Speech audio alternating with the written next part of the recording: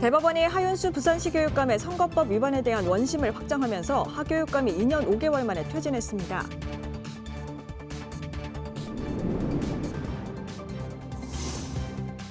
부산 지역 신혼부부가 6% 넘게 감소했습니다.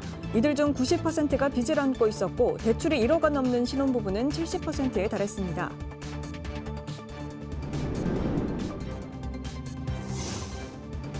부산 서구 암남공원 입구에 청동으로 된 대형 조형물이 설치됐습니다. 하지만 조형물 설치에 무려 5억 원이 투입되면서 혈세 낭비라는 지적이 잇따르고 있습니다.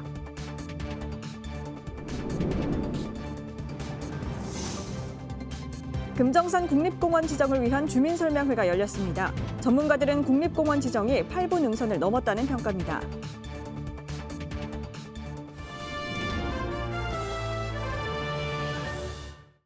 여러분 안녕하십니까? BTV 뉴스입니다. 첫 소식입니다. 대법원이 하윤수 부산시 교육감의 선거법 위반에 대해 2심과 같이 벌금 700만 원의 원심을 확정하면서 하 전 교육감이 2년 5개월 만에 불명예 퇴진했습니다. 내년 4월 재선거가 치러질 예정인데 교육청 업무에도 차질이 우려되고 있습니다. 박재한 기자입니다. 대법원은 지난 10일 지방교육 자치에 관한 법률 위반 혐의로 기소된 하윤수 부산시 교육감에 대한 상고심에서 당선 무효형에 해당하는 벌금 700만 원의 원심을 선고했습니다. 하 전 교육감은 개인 SNS를 통해 주어진 역할을 다하지 못하고 떠나게 돼 죄송하다며 그동안 쌓아온 신뢰와 협력이 계속 이어지기를 바란다며 심경을 밝혔습니다. 부산교육수장 공백으로 학력 체인지와 부산형 늘봄학교, 실업계고 체계 개편 등 역점 사업에 대한 차질도 우려되고 있습니다. 전국교직원 노동조합 부산지부는 입장문을 내고 시교육청은 하 전 교육감의 정책 추진을 중단하고 학교 현장에 혼란이 없도록 안정적 지원을 할 것을 촉구했습니다. 부산교사노동조합도 시교육청이 리더십 공백 상황을 극복하고 정책 사업을 정비해 부산 교육 현장이 교육 본질을 위한 방향으로 나아갈 수 있도록 노력을 당부했습니다. 학교 교육 현장의 혼란으로 연결되지 않도록 교육청 차원에서 더욱 노력해 주시기를 바라는 상황입니다. 특히 지방교육 재정이 많이 삭감되고 있기 때문에 고등학교 무상교육 등이 위기에 처하지 않도록 익년도 예산 운영에 잘 차질 없이 세워주시기를 바라는 입장이며 부산시 교육청은 부교육감 권한 대행 체제로 전환됩니다. 남은 임기를 수행할 부산시 교육감은 내년 4월 2일 재보궐선거를 통해 선출하게 됩니다. BTV 뉴스 박재한입니다. 지난해 부산 지역 신혼부부가 6% 넘게 감소한 것으로 나타났습니다. 열의 9쌍이 공동주택에 살고 있는데 70%가 1억 원 이상 부채를 갖고 있는 반면 연평균 소득은 전국 평균에 미치지 못하고 있었습니다. 장동원 기자입니다. 통계청이 2023년 신혼부부 통계 결과를 발표했습니다. 지난해 부산 신혼부부는 54,388쌍으로 2002년보다 6.6% 감소했는데 이는 2015년 9만 쌍이던 것이 8년 만에 40% 줄어든 수치입니다. 신혼부부는 혼인신고 5년 이내를 집계한 것입니다. 전국 신혼부부 수도 처음으로 100만 쌍이 붕괴됐는데 감소율은 전국 평균보다 부산이 높았습니다. 주거 형태는 88.5%가 공동주택에 사는 것으로 나타났습니다. 전국에서 두 번째, 세종시 다음입니다. 주택 마련은 은행 대출이 큰 부분을 차지했습니다. 빚이 있는 신혼부부가 전체의 88%에 달했고 대출 잔액이 1억 원이 넘는 부부는 69%인 것으로 나타났습니다. 앞선 해와 비교하면 대출 잔액 2억 원 이하는 감소했지만 2억 원 이상 대출은 오히려 증가한 수치를 보였습니다. 반면 부산 신혼부부 연평균 소득은 6,548만 원으로 전국 평균에 못 미치는 수준이었습니다. 맞벌이 부부는 전체의 57.6%로 나타났고 2022년에 비해선 1.3%가 늘었습니다. 한편 부산 신혼부부 평균 자녀 수는 0.64명, 결혼 후 첫 자녀를 낳는 데까지는 18.3개월이 걸리는 것으로 조사됐습니다. BTV 뉴스 장동원입니다. 최근 부산 서구 암남공원 입구에 청동으로 된 대형 조형물이 설치됐는데요. 조형물 설치에 무려 5억 원이 투입되면서 시민들은 혈세 낭비라고 지적하고 있습니다. 보도에 박철우 기자입니다. 부산 서구 암남공원 입구에 자리 잡은 대형 조형물, 이름하여 서구의 원. 서구청은 부산시 특별 조정교부금 5억 원을 들여 이 조형물을 설치했습니다. 하지만 이를 바라보는 시민들의 반응은 싸늘합니다. 차라리 여기가 그 어르신들도 많이 다니시고 하니까 이 길을 좀 더 보강을 했으면 좋겠다는 생각이 드네요. 이거 말이 안 되는 것 같습니다. 이에 서구는 지역 이미지 제고와 관광 활성화를 목적으로 조형물을 설치했다고 밝혔지만 시민들은 설득력이 부족하다고 입을 모읍니다. 문제는 또 있습니다. 조형물의 소재가 동으로 만들어져 유지 관리 비용이 추가로 발생할 가능성이 크다는 점입니다. 서구는 이번 사업이 지역 발전을 위한 투자라는 입장이지만 구 마크나 구 캐릭터, 구화, 구목 등 서구를 대표하는 상징과는 무관한 조형물이어서 사업의 실효성에 대한 의문이 제기되고 있습니다. 서구의 엠블럼도 있고 구어도 있고 구화도 있는데 이 서구의 원이라는 것 자체가 서구를 상징한다는 것에 대한 아무런 연계성이 없다는 거죠. 부산 최하위권 재정자립도의 서구가 혈세로 조성한 5억 원 규모의 조형물. 하지만 시민들 사이에선 상징성 없는 조형물이라는 냉담한 평가가 이어지고 있습니다. 혈세 낭비라는 비판 속에 상징 조형물 설치가 서구 지역 발전에 얼마나 기여할지 의문의 목소리가 커지고 있습니다. BTV 뉴스 박철우입니다. 금정산 국립공원 지정이 가시화되고 있습니다. 지난 11일 부산시청에선 환경부와 국립공원공단이 금정산 국립공원 지정을 위한 주민설명회와 공청회를 열었습니다. 보도에 김석진 기자입니다. 금정산 국립공원 지정을 위한 주민설명회장입니다. 전문가와 시민, 환경단체 등에서 300여 명이 참석했습니다. 설명회는 금정산 국립공원 계획안 발표로 시작됐습니다. 이에 따르면 공원구역 면적은 약 7만 제곱킬로미터로 부산이 79%, 양산이 21%를 차지합니다.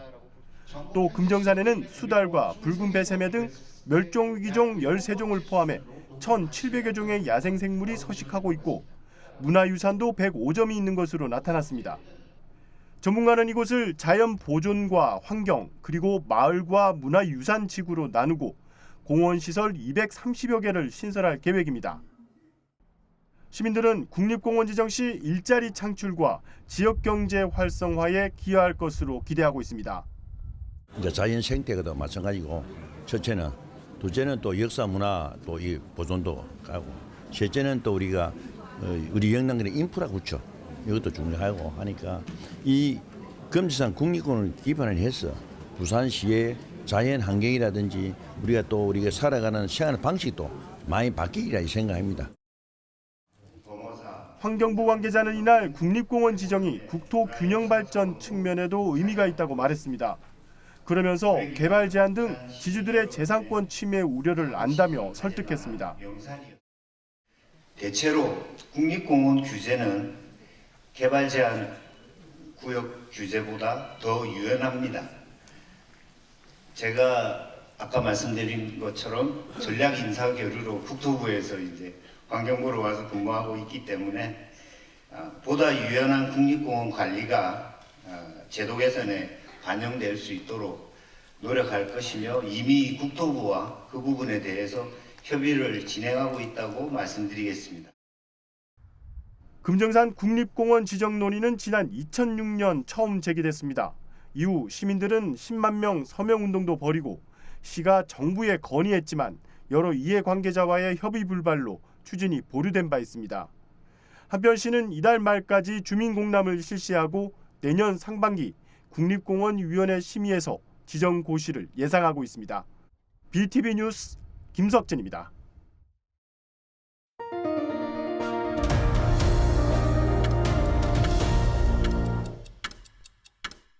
자활 근로사업은 정부가 취업이 어려운 기초생활수급자나 차상위 계층에게 제공하는 일자리 사업입니다. 문제는 참여자들의 임금이 최저시급의 절반 수준인 실정인데 변화를 위한 사회적 논의가 필요해 보입니다. 송태웅 기자가 취재했습니다. 부산 연제구의 한 제과점. 매장 한켠에서 호두과자를 만들고 포장하는 작업이 한창입니다. 연제 지역 자활센터가 저소득층 지역 주민 가운데 자활 의지가 있는 이들을 대상으로 카페 운영 노하우를 제공하는 공간입니다. 자활 근로라는 걸 알게 됐어요. 구청을 통해 가지고 그래가지고 신청을 한번 하게 된 거고 이렇게 와서 봤더니 여기서 창업의 기회가 많이 주어지고 있더라고요. 그래서 그 창업을 하고 싶어서 여기 오게 됐어요. 자활 근로 사업은 취업이 어려운 기초생활 수급자와 차상위 계층에 제공하는 일자리 사업입니다. 청소업체부터 정부 양곡 배송까지 자활 근로 참여자의 업종도 다양합니다. 부산에서는 16개 구군 모두 한 곳 이상의 지역 자활센터가 있는데 참여자 대부분은 관할 구청과 행정복지센터의 연계를 통해 자활 능력을 기르고 있습니다.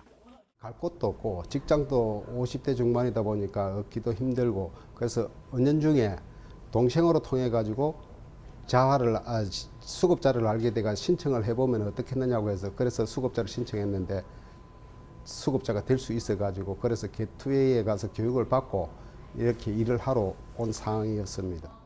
좋은 취지의 정부 지원 사업이지만 보완점도 필요하다는 목소리가 나옵니다. 대표적인 게 턱없이 낮은 임금입니다. 현재 자활근로 참여자는 하루 8시간 주 5일을 근무하는 경우가 많은데 평균 일당은 5만 원 남짓에 불과한 상황.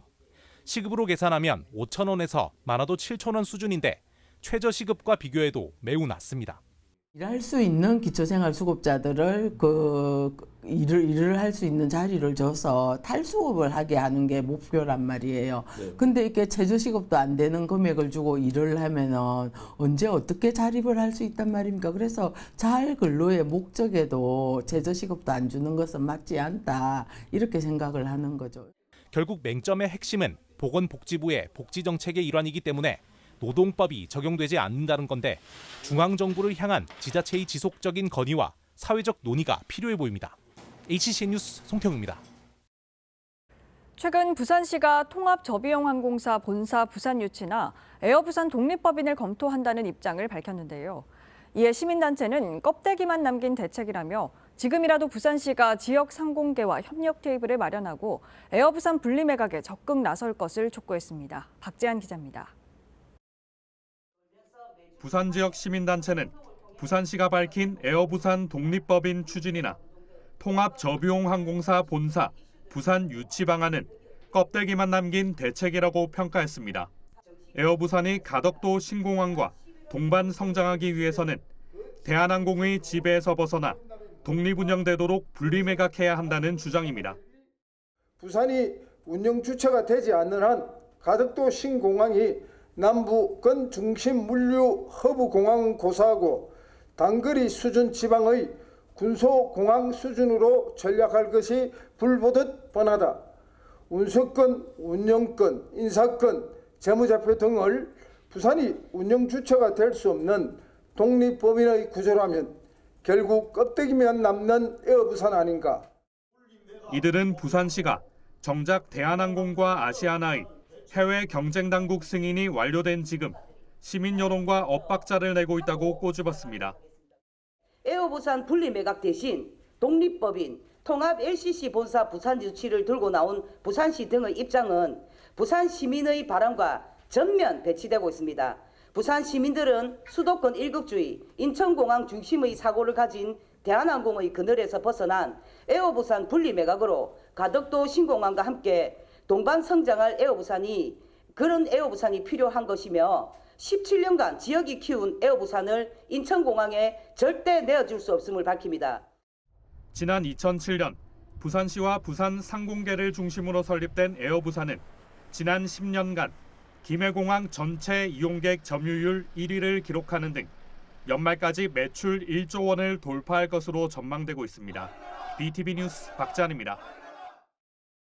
부산시가 3년 뒤 무료화되는 광안대교에 수십억 원을 들여 새로운 요금 징수 시스템 스마트 톨링을 도입했다는 보도 해드렸는데요. 이 시스템으로 부산시는 대통령 표창까지 받은 것으로 확인됐습니다. 그런데 관리를 맡은 시설공단은 벌써부터 개선책 마련에 부심하고 있습니다. 어떤 이유에서일까요? 보도에 김석진 기자입니다. 내년 2월 정식 운영되는 광안대교 스마트 톨링 시스템. 기존의 요금소는 없애고 무인으로 운영됩니다. 차량이 지날 때 번호판을 인식해 후불 청구하는 방식입니다. 요금을 내기 위해 차량을 멈출 필요가 없다는 게 장점입니다. 이 시스템이 교량에 도입된 건 이번이 처음입니다. 때문에 기술적 한계로 진출입로 2곳이 아닌 4곳에 설치됐습니다. 운영비도 전과 별 차이가 없는 것으로 나타났습니다. 시는 현재 요금소에 투입된 인건비와 후불 고지비는 37억 원인데 스마트 톨링 운영 시에도 35억 원이 들 것으로 예상하고 있습니다. 요금 징수 방식의 개편도 불가피합니다. 다자녀나 장애인, 국가유공자는 통행료가 면제됩니다. 하지만 요금소가 사라지면 신분 확인이 안 돼 혜택을 받을 수 없습니다. 시는 사전 등록 할인제를 도입할 계획입니다. 이럴 경우 개인 주소나 이동 경로를 식별할 수 있어 개인정보 침해 우려가 있습니다.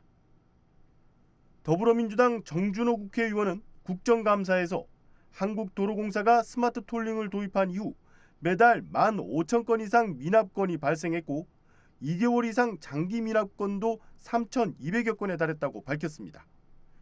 때문에 미납자의 개인정보가 한 달 이상 보존돼 불법자로 낙인 찍힌다는 겁니다. 개인정보 처리하는 것도 개인정보보호법에 맞춰서 하는 걸로 알고 있습니다. 아직 저희가 그 시스템이 인수가 안 됐거든요. 네네네네. 예, 아직 시 건설본부에서 구축하고 있는 상황이고, 네. 그게 이제 저희 공단에 넘어오면 네. 그런 사항을 면밀히 확인해 보겠습니다. 지난해 광안대교의 통행료 수입은 330억 원, 관리 운영비는 181억 원이 쓰였습니다. 3년 뒤 무료화되면 매년 150억 원의 수입이 사라지게 됩니다. 한편 시는 스마트 톨링을 도입해 지난 7월 정부의 적극행정 대통령 표창을, 지난달엔 디지털 플랫폼 정부발전 유공 표창을 받았다며 대대적으로 홍보했습니다. BTV 뉴스 김석진입니다. 연말 연시를 맞아 여행 계획 세우는 분들 많으실 텐데요. 수많은 여행지 중 어디를 선택할지, 어떤 일정으로 여행할지 고민하다 보면 여행의 설렘보다 걱정만 남는 경우가 종종 있습니다. 이제 AI가 콕콕 찍어 알려준 부산 여행지로 떠나보면 어떨까요? 김윤정 기자의 보도입니다. 부산관광공사와 부산시가 국내 지자체 처음으로 선보인 AI 기반 맞춤형 여행 코스 추천 서비스입니다. 자연과 함께 여유롭게 산책할 수 있는 여행 코스를 입력하고 좋아하는 여행 테마를 직접 선택해봤습니다. 산과 바다 등 부산에서 즐길 수 있는 2박 3일 동안의 나만의 여행 코스를 바로 알려줍니다. 또 지도로 시각화해 여행 계획을 편리하게 짤 수 있도록 했습니다. 부산의 관광 명소는 물론 맛집과 숙박 정보까지 관광 콘텐츠 데이터를 활용해 AI가 실시간으로 추천하고 있습니다. 부산의 맛이라는 부산시에서 매년 발간하고 있는 부산 대표 음식점들을 모아놓은 책자들에 이제 등록되어 있는 음식점들과 그리고 관광 숙박업으로 등록되어 있는 숙박업체들을 이제 데이터를 기준으로 해서 여행자의 그 선호도와 취향에 맞춘 그런 여행 코스를 추천하는 서비스입니다. 한국어 서비스에 이어 영어, 일어, 중국어 등 다국어 지원도 가능하고 추천된 여행 계획은 SNS를 통해 공유할 수 있습니다. 부산관광공사는 AI가 여행자의 독특한 스타일을 반영한 맞춤형 일정 제공을 넘어 2025년도에는 사용자 피드백을 적극 반영해 관광도시 부산의 위상을 높일 것이란 계획입니다. 2025년도에는 일정을 직접 편집할 수 있도록 하는 기능을 추가할 예정이고요. 그리고 실시간으로 이제 추천 정확도를 높이기 위해서 외부 날씨 데이터를 반영한 여행 추천 서비스를 고도화하는 작업을 진행할 예정입니다. AI로 한층 스마트해지는 부산 여행. 관광객 유치를 넘어 지역 기반의 관광시장의 규모를 키우고 있습니다. BTV 뉴스 김윤정입니다. 구포에서 화명생태공원으로 가는 두 번째 보행교가 개통됐습니다. 통행이 불편했던 공원이 더욱 가까워졌는데요. 도시철도 구포역사와 화명생태공원 연꽃단지가 바로 연결됩니다. 장동원 기자입니다. 강변대로 위를 가로질러 걸으면 납동강이 한눈에 펼쳐집니다. 멀리 대동 화명대교, 강 건너 강서구는 손에 잡힐 듯 가깝습니다. 북구 감동나룻길 리버워크가 10일 개통됐습니다. 도시철도 3호선 구포역과 화명생태공원 연꽃단지를 연결하는 보행교로 길이 320m, 직선 교량이 2번 꺾인 형태입니다. 구포시장에서 공원으로 연결되는 금빛 노을 브릿지 이후 두 번째 연결 보행교입니다. 나무고 공기고 다 좋잖아요. 앞으로 보면 산도 그렇고 너무나 좋네요. 너무 경치도 좋고 앞으로 관광지가 되고 참 좋겠습니다. 사람들이 놀러 나올 것 같습니다. 운동하기 좋고 저기 먹고 나와도 한 바퀴씩 돌도 운동되고 참 좋습니다. 화명동에 비해 구포에서는 공원으로의 통행이 어려웠지만 이번 개통으로 공원 접근은 더욱 쉬워졌습니다. 리버워크에서 연꽃단지까지는 새 산책길이 놓였습니다. 이번 감동나룻길 리버워크는 구포 도시재생 사업의 마지막 단계입니다. 앞으로 진행될 화명 에코파크 조성 사업 등과도 시너지를 낼 것으로 보고 있습니다. 서부산에 대표하는 랜드마크가 되고 또 트래플 로드가 또 활성화되게 되면 우리 구포시장이나 우리 북구에 크게 더 활성화될 것으로 기대를 믿어 의심치 않습니다. 감동나룻길 리버워크는 24시간 개방되지만 구포역 측 출입문은 역사 운영 시간에 따라 문을 닫습니다. BTV 뉴스 장동원입니다.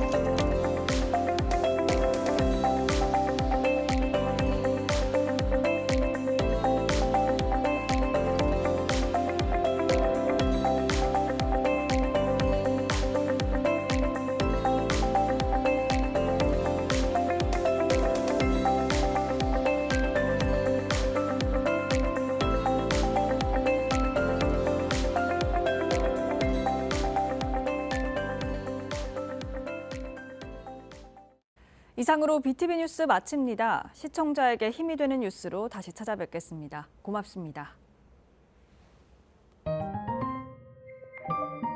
채널 BTV